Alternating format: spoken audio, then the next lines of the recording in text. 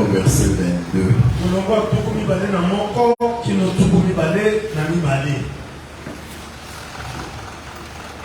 Lisons au nom de Jésus-Christ. Amen.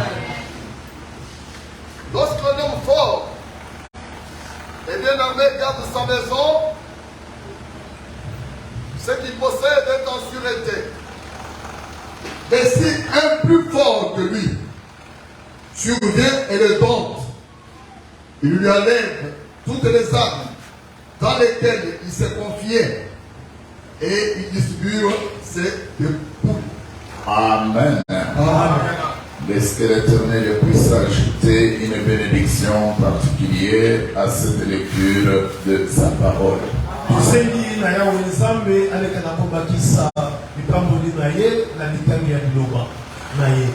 Oui, dans notre marathon de prière, en ce deuxième jour de prière,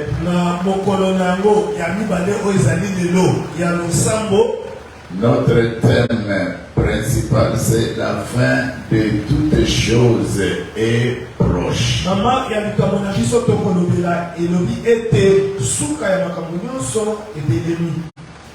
Soyez sages et sobres pour vaquer à la prière.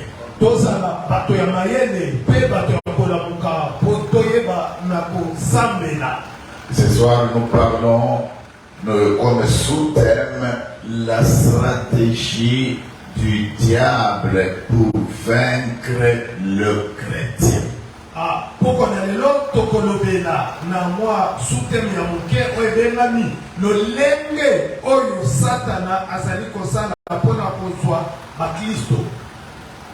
La stratégie du diable pour vaincre le chrétien. Le passage que nous venons de lire, c'est le Seigneur Jésus qui répondait aux attaques qui lui étaient destinées.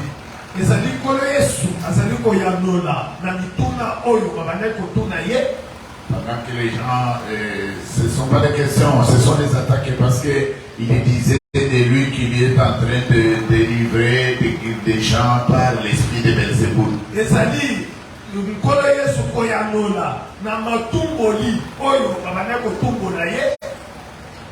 Alors, c'est ainsi qu'il va nous parler de cette histoire de l'homme fort.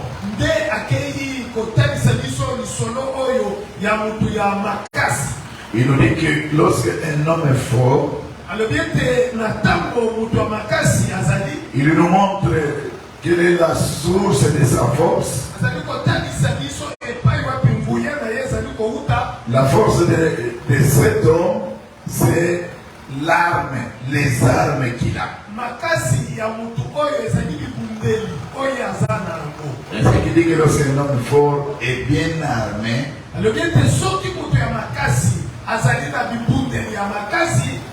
il garde sa maison, toute sa possession, toute sa propriété est en sûreté, est en sécurité. Maintenant, si on veut entrer dans la maison de cet homme,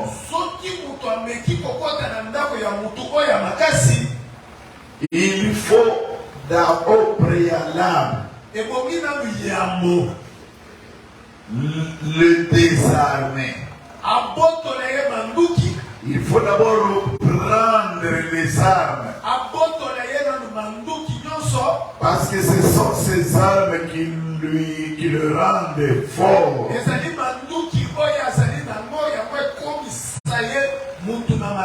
Alors pour le soumettre, pour le dompter, il faut d'abord récupérer les armes.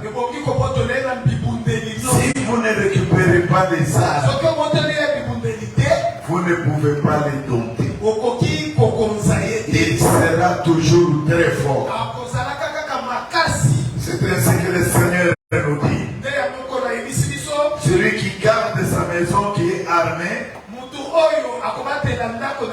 c'est un homme fort.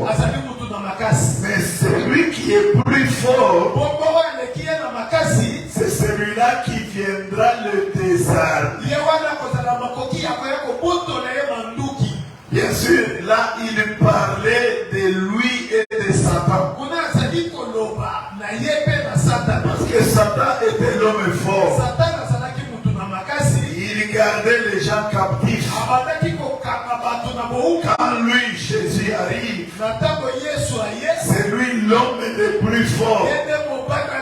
Il vient, il désarme d'abord Satan.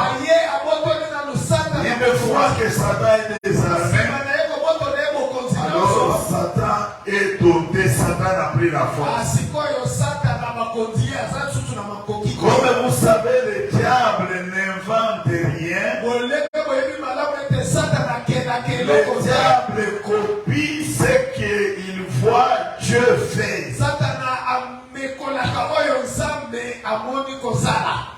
Nous, les enfants de Dieu, Dieu nous a rendus forts par son esprit, et la force de l'esprit réside dans deux choses: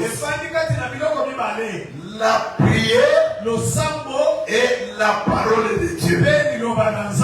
L'esprit de Dieu se nourrit de ces deux choses.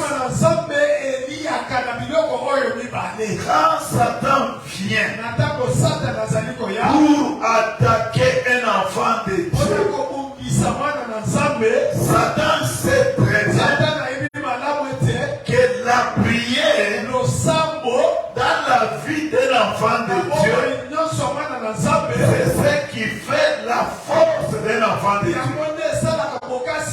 Satan sait qu'un enfant de Dieu, quand il prie, Satan peut tout tenter. Satan ne peut jamais vaincre l'enfant de Dieu qui prie. C'est ainsi que dans la stratégie, quand il doit attaquer un enfant de Dieu, la première chose, c'est de récupérer la prière. Il enlève la prière dans la vie de l'enfant de Dieu. Comme l'enfant de Dieu ne sait plus prier, l'enfant de Dieu, il est maintenant faible. Alors, comme il est maintenant faible, alors Satan peut frapper. Il peut toucher n'importe quoi dans la vie de cet enfant de Dieu. Voilà la stratégie de Satan. La première chose qu'il vole dans la vie d'un enfant de Dieu, c'est la vie de prière. Nous voyons les enfants d'Israël. Quand ils sont sortis de l'Égypte, arrivés à Riphidim, là-bas ils ont mis l'eau du rocher. Et la Bible nous dit, là nous sommes dans Exode 17. Et la Bible nous dit que après cela, Amalek est venu pour combattre Israël. Israël se trouvant devant le combat, Moïse va dire ceci au peuple. Vous voyez la guerre qu'Amalek nous impose. Nous devons combattre sur deux fronts. Josué, tu prends les hommes, les hommes de guerre. Vous descendez sur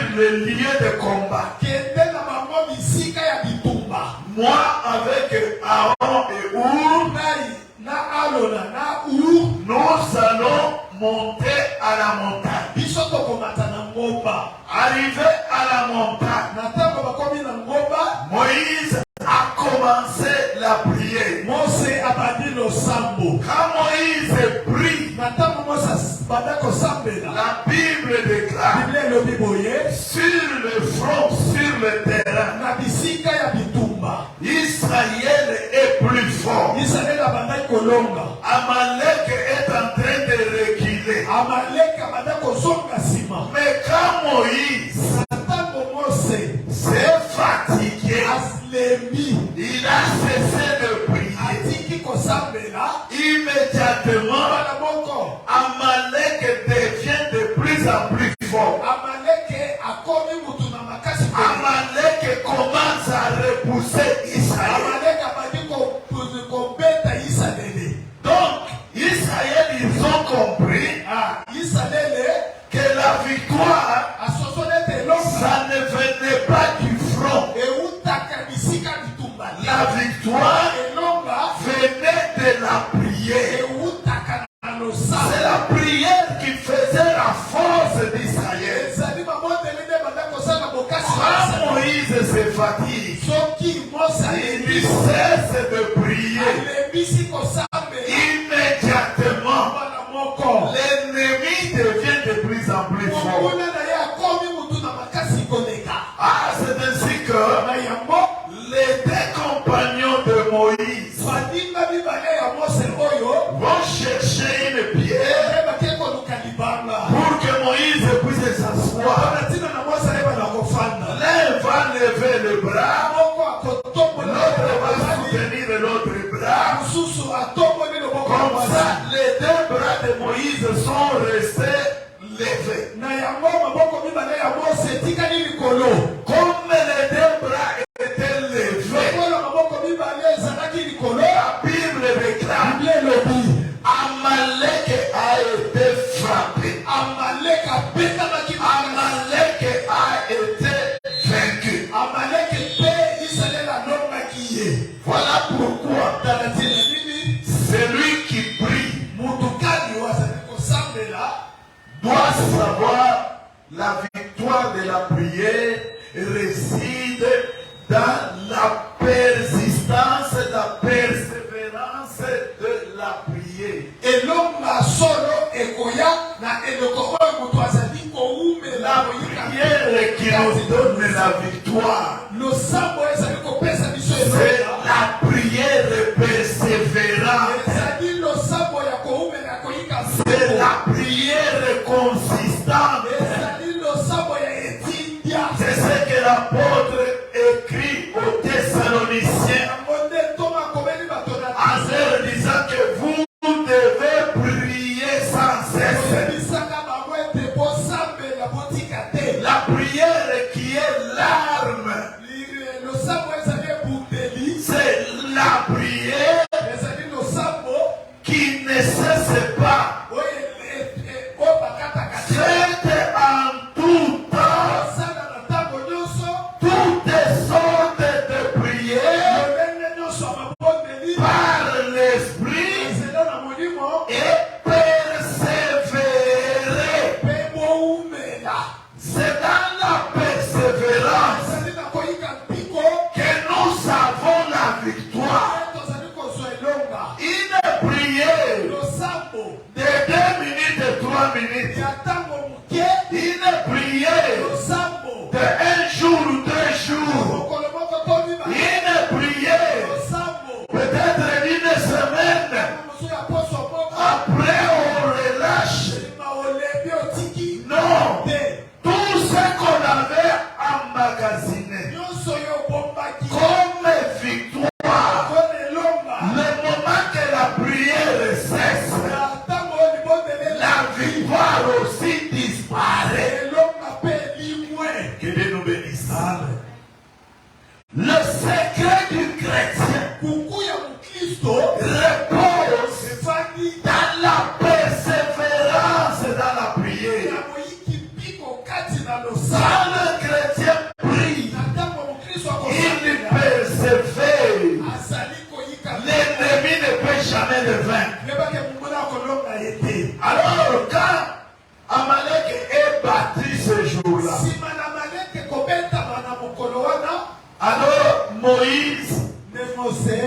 va bâtir un hôtel. Il dit, il appelle le nom de l'Éternel mon étendard.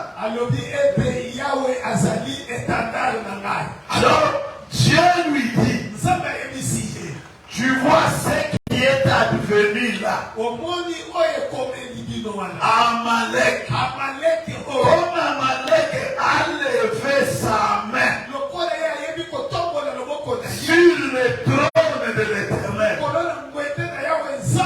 il y aura guerre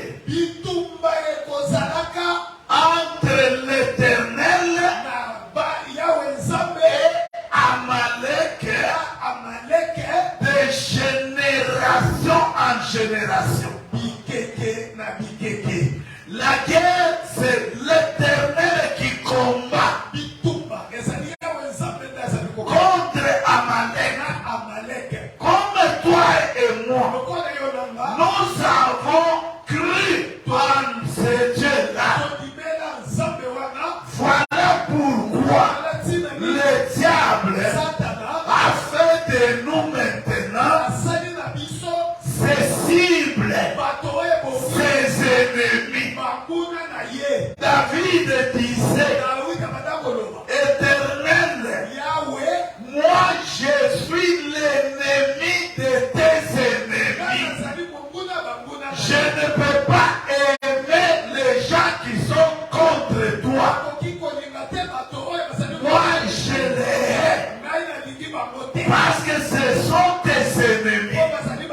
Comme lui, il est l'adversaire, l'ennemi de Dieu. Et que toi, tu es maintenant l'enfant de Dieu. C'est que la guerre là, tu deviens maintenant partie prenante dans cette guerre. Il faut que tu saches que cette guerre là, on a dit que c'est de génération en génération. Ça signifie quoi? Si toi aujourd'hui, tu passes, tu meurs, tes enfants qui viendront, ils trouveront cette guerre. Cette guerre-là, tes parents avaient eu ça. C'est une guerre de génération en génération. Comme ce n'est que par la prière, Amalek avait été vaincu. Même aujourd'hui, la victoire du chrétien viendra que de la prière. C'est ainsi que Dieu, dans Deutéronome 25, il va rappeler à Israël en disant, souviens-toi ce que Amalek t'avait fait quand tu es sorti de l'Égypte. Comment il est tombé. Il t'a attaqué par derrière. Il est tombé sur ceux qui étaient faibles. Et il les a tués. À cause de ce qu'Amalek t'avait fait. N'oublie pas ces choses-là. Quand l'Éternel est ton Dieu, t'aura délivré de tous tes ennemis d'alentour. Tu effaceras la mémoire d'Amalek. Et retiens cela, ne l'oublie pas. C'est que l'enfant de Dieu doit savoir. La vie chrétienne, c'est une vie de combat. La vie chrétienne, c'est une vie de combat. Tous les jours de votre vie, sachez que le combat sera toujours là. Et les jours que toi, tu baisses dans la prière,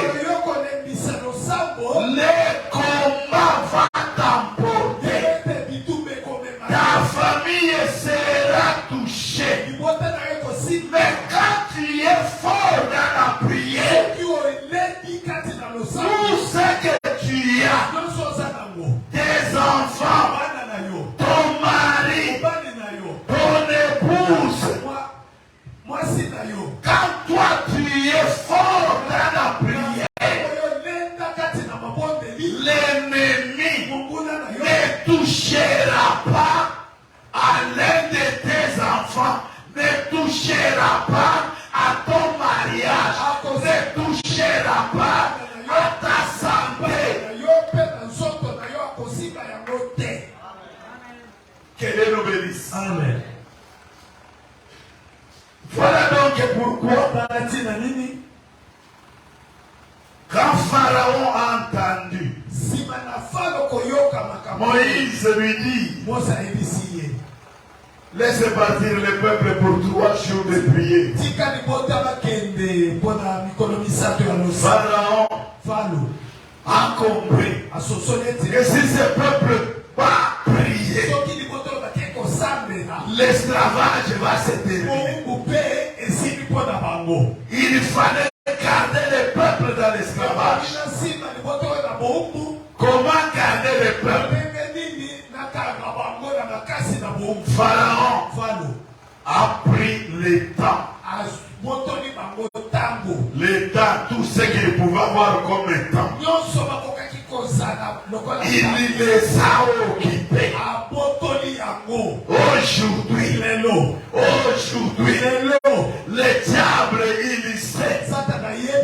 Les chrétiens, ce sont les gens qui prient. Pour les empêcher de prier, il faut les occuper dans la distraction. Occupez-les dans la distraction. Comme ça, ils n'auront pas le temps de prier. Si quelqu'un a un travail, occupez-les beaucoup dans ce travail. Quand il va quitter le travail, il est fatigué. Il n'aura pas la force de prier. Quand il voit que celui-là, il prie, il dit occupez-le dans des causeries. C'est ainsi que quelqu'un viendra. Atiayo masoro ya francophonie. Atiayo masoro oyo ya ayoga kina poto. Journée mobimba. Au passé de la masoro. Ngonga ya kosambela ekozarate. Dès que côté y a le sable, relâchement est salé. Le terrain est propice. Le terrain est favorable. Que Dieu nous bénisse. Amen. Il a réussi. Au commis, au yanandaku, au minareni na yo. Ou bien, au sambe, le sambo, il y a 21e siècle. Depuis le sambo 21e siècle, c'est le siècle de la vitesse. 21e siècle, tout le monde est pressé. Même le sambo s'est pressé. Seigneur, merci. Tambrate nanga journée mobile. Nande mbibeza woni yo moko pe woni ke la le. Na pambo ikombo na yo.